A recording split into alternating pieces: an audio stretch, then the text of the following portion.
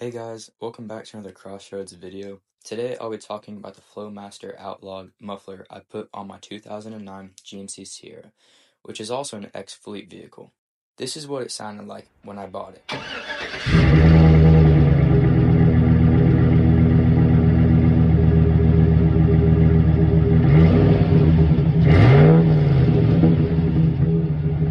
Not terrible, but definitely could use some improvement.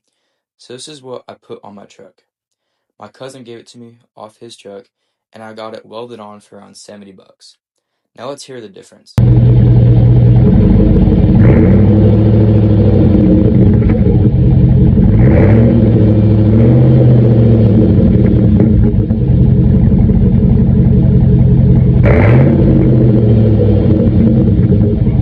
A little more throaty and rumbly, definitely has that deep sound I wanted.